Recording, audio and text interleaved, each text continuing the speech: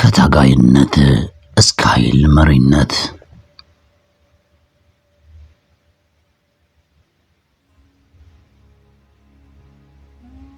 ዛሬ ወደ መካከለኛው ምስራቅ ወደ ጥንታዊቷና ምስጢራዊቷ ፋርስ የዛሬዋ ኢራን እንወስዳችኋለን።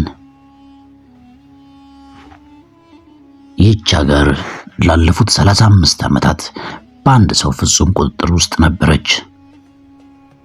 ያ ሰው አያቶላ አሊ ካሚኒ ይባላል። የብዙዎች ጥያቄ ግን ይህ ሰው ማን ነው የሚል ነው። በዓለም አቀፍ መድረክ እንደ አሜሪካና እስራኤል ላሉ ሀያላን ሀገራት የማይበገር ጠላት፣ ለሺያ ሙስሊሞች ደግሞ የእግዚአብሔር ተወካይ ተደርገው የሚታዩ ካሚኒ የዛሬዋን ኢራን ቅርጽ የሰጡ መሪ ናቸው። የኒውክሌር መርሃ ግብሯን፣ ወታደራዊ ኃይሏንና የውጭ ፖሊሲዋን የመጨረሻ ውሳኔ የሚሰጡት እሳቸው ናቸው። በእድሜ ቢገፉም የስልጣን ዘመናቸው ግን ረጅም ጊዜ ቆይቷል። ታሪካቸው በሴራ፣ በጦርነት፣ በአብዮትና በጽናት የተሞላ ነው። ከተራ የሃይማኖት መሪነት ተነስተው ከሻህ እስር ቤቶች ወጥተው እንዴት የዓለማችን እጅግ ተደማጭና ሀያል የሃይማኖትና ፖለቲካ መሪ ሊሆኑ ቻሉ? የስልጣን ሚስጥራቸውስ ምንድነው?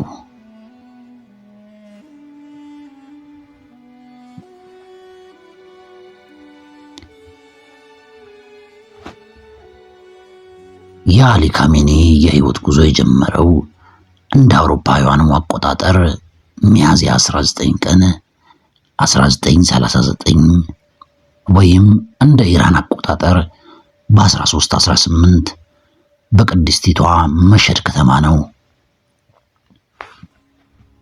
ቤተሰቦቻቸው እጅግ ሃይማኖተኛና ድሃ ነበሩ። አባታቸው ሐጂ ሰይድ ጃውድ ካሚኒ ዕውቅ የሃይማኖት ምሁር ቢሆኑም ኑሯቸው ግን የተገደበ ነበር። ካሚኒ በልጅነታቸው ከባድ ችግር አይተዋል። ራሳቸው አንዳንድ ቀን ራት ሳንበላ እንተኛ ነበር ሲሉ የልጅነት ጊዜያቸውን ያስታውሱታል። የቤተሰባቸው ትልቁ ሀብት እምነትና ዕውቀት ነበር። አሊ ካሚኒ ገና በ4 ዓመታቸው ወደ ሃይማኖት ትምህርት ቤት መክታብ ገብተው ቁርአን መቅራት ጀመሩ። የትምህርት ጥማታቸው እጅግ ከፍተኛ ስለነበር በልጅነታቸው የቁርአን ንባብ እና የሺዓ እስልምና ታሪክ ላይ ትኩረት አደረጉ። ይህ የሃይማኖት መሰረት በኋላ ለሚኖራቸው የፖለቲካ አመለካከት ትልቅ ሚና ነበረው።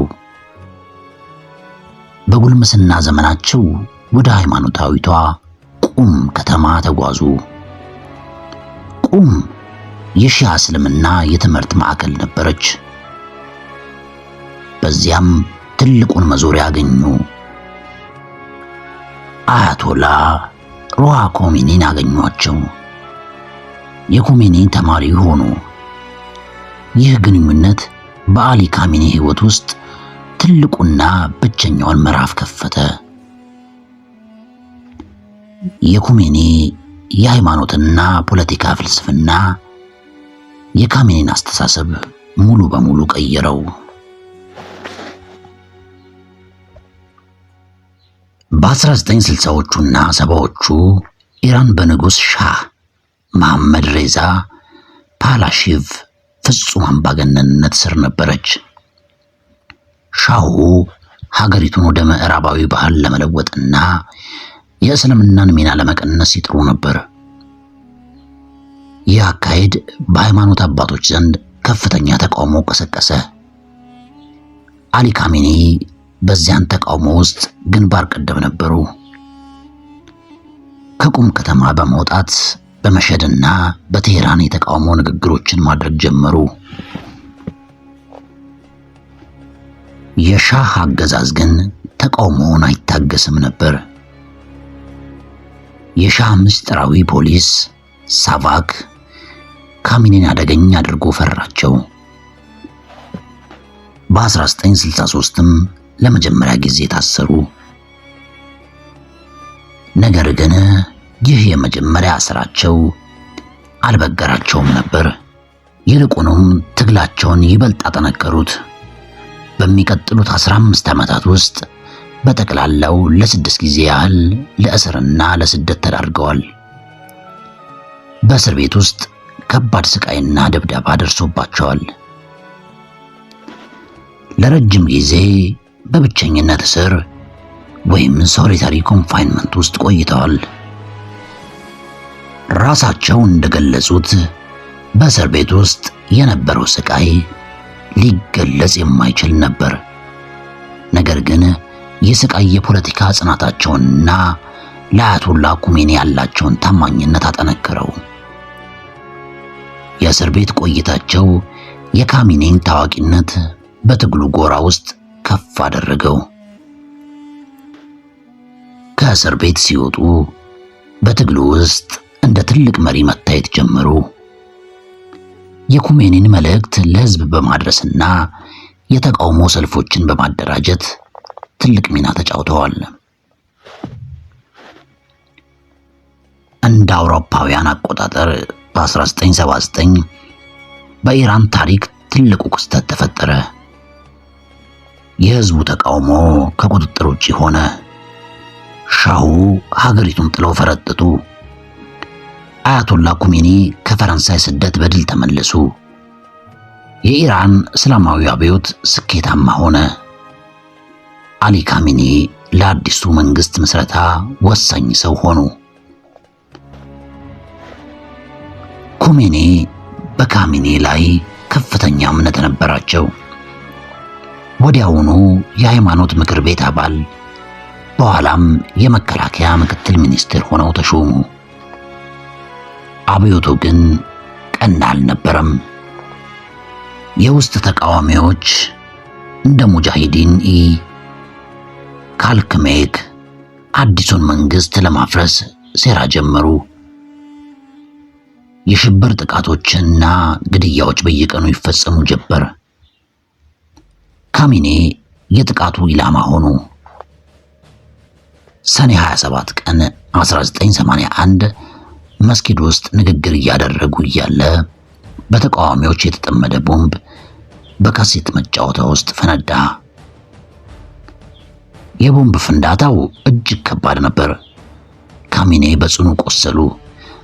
በተለይም ቀኝ እጃቸው፣ ሳምባቸውና ጉሮሯቸው ላይ ከባድ ጉዳት ደረሰ። ለብዙ ቀናት በሞትና በሕይወት መካከል ቆዩ። ዶክተሮች ሕይወታቸውን ለማዳን ተረባረቡ። በመጨረሻም ተረፉ።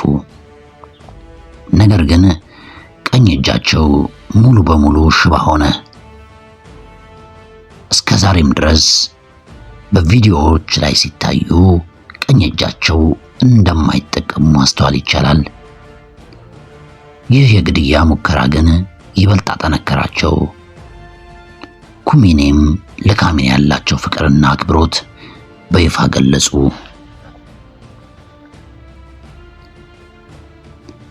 ከግድያው ሙከራ ካገገሙ በኋላ ካሜኒ በፖለቲካው መስክ ይበልጥ ወደ ላይ ወጡ።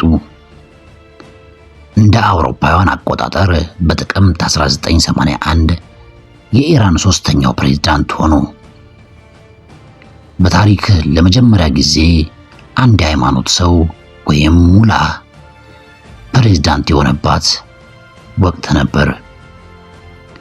ካሜኒ ፕሬዝዳንት በነበሩበት ጊዜ ኢራን በትልቅ ፈተና ውስጥ ነበረች።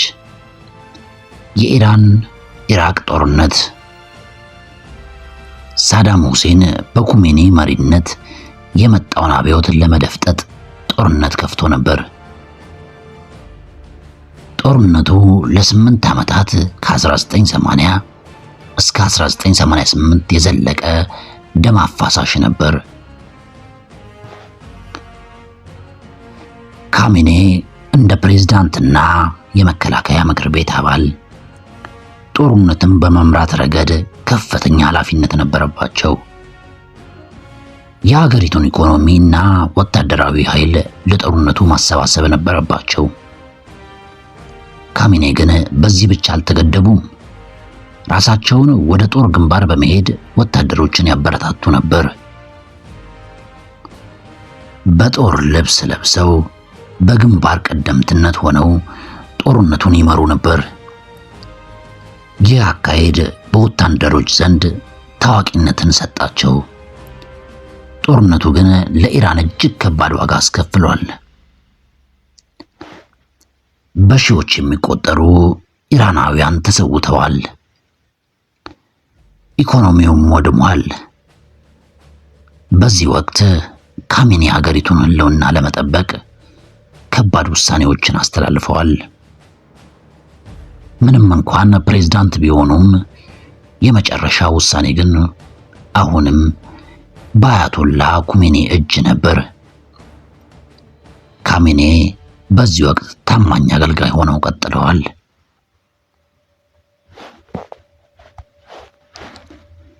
እንደ አውሮፓውያን አቆጣጠር በ1989 የኢራን አብዮት መሪ አያቶላ ኩሜኒ አረፉ። ይህ ክስተት ለኢራን እጅግ ከባድ ነበር። ያለ ኩሜኒ ኢራን ምን ትሆናለች የሚለው ጥያቄ የሁሉንም አእምሮ ሞልቶ ነበር። የስልጣን ሽግግሩም በሰላም ይፈጸማል ወይ የሚለውም ስጋት ከፍተኛ ነበር። ማንም ያልጠበቀው ክስተት ሆነ። የሃይማኖት ምክር ቤቱ አሴምብሊ ኦፍ ኤክስፐርትስ በአንድ ሌሊት ስብሰባ አድርጎ አሊ ካሚኔን የበላይ መሪ ወይንም ሱፕሪም ሊደር አድርጎ ሾመ። ይህ ሹመት የካሚኔን የስልጣን ጥበብ የሚያሳይ ነበር። ካሚኔ የበላይ መሪ ሲሆኑ የሀገሪቱ የመጨረሻ ውሳኔ ሰጪ ሆኑ። ምንም እንኳን ፕሬዝዳንትና ፓርላማ ቢኖርም ሁሉም የካሚኔ ትዕዛዝ መቀበል ነበረባቸው። ካሚኔ የስልጣን ዘመናቸው ለማጠናከር የተለያዩ እርምጃዎችን ወሰዱ። የኢራን አብዮታዊ ጠባቂ ጦር IRGC አጠናከሩ። የወታደራዊና ኢኮኖሚያዊ ኃይል በእጃቸው አደረጉ። በውጭ ፖሊሲ ከምዕራባውያን ጋር በተለይም ከአሜሪካና እስራኤል ጋር የማይበገር ግንኙነት መረጡ። የኒውክሌር ፕሮግራሙን በማስፋፋት የኢራንን ሉዓላዊነት ለማስከበር ሞከሩ። የካሚኔ የስልጣን ዘመን ግን ፈተና አልባ አልነበረም። የውስጥ ተቃውሞዎች እንደ 2009 አረንጓዴ እንቅስቃሴ እና የኢኮኖሚ ማዕቀቦችና ዋና ዋና ፈተናዎች ነበሩባቸው። ካሚኔ ግን በጽናትና በኃይል በመጠቀም ተቃውሞችን ደፍጥጠዋል። በአጠቃላይ የአሊ ካሚኔ ታሪክ የኢራን እስላማዊ አብዮት ታሪክ ነው። ከተራ የሃይማኖት ተማሪነት ተነስተው ከሻህ እስር ቤቶች ወጥተው የሀገሪቱን የመጨረሻ ውሳኔ ሰጪ መሪ ሊሆኑ በቁ። ካሚኔ የዛሬዋን ኢራን ቅርጽ የሰጡ መሪ ናቸው። የውጭ ፖሊሲዋን፣ የወታደራዊ ኃይሏን፣ የኒውክሌር መርሃ ግብሯንና የመጨረሻ ውሳኔ የሚሰጡ ናቸው። በስልጣን ዘመናቸው ኢራንን ከምዕራባውያን ተጽዕኖ ነፃ ለማድረግ የሺዓ እስልምና ተጽዕኖ በመካከለኛው ምስራቅ ለማስፋፋት ጥረዋል። ይህም ከብዙ ሀገራት ጋር ውጥረትን ፈጥሯል። ታሪካቸው በኢራን ዘመናዊ ታሪክ ውስጥ ትልቁን ስፍራ ይይዛል። በኋላም በ2026 የካቲት ወር ላይ በእስራኤልና አሜሪካ በተደረገ የጦር ኦፕሬሽን በቤታቸው ውስጥ ሳሉ በተተኮሰ የሮኬት ሚሳኤል ህልፈተ ህይወታቸው መሰማቱ ተነግሯል። አሊ ካሚኔ የስልጣን ዘመናቸው በዚህ ቢያበቃም ታሪካቸው ግን በኢራን የዘመናዊ ታሪክ ውስጥ ትልቁን ስፍራ ይይዛል። የካሜኒ ህልፈትም የኢራን የወደፊት ዕጣ ፈንታ ምን ይሆናል የሚል ጥያቄዎች የብዙ ሰዎችን አእምሮ ሞልቷል። ከአያቶላ አሊ ካሜኒ ህልፈት በኋላ ኢራን ወዴት ትሄዳለች? አያቶላ አሊ ካሜኒ ዕውቁ ጠንካራው የሃይማኖትና የፖለቲካ መሪ ከ1939 እስከ 2026 የቪዲዮአችን ቀጣይ ክፍል እንዳያመልጣችሁ ሰብስክራይብ በማድረግና ላይክ በማድረግ ይከታተሉን። በሚቀጥለው ቪዲዮ እስከምንገናኝ ደህና ሁኑ።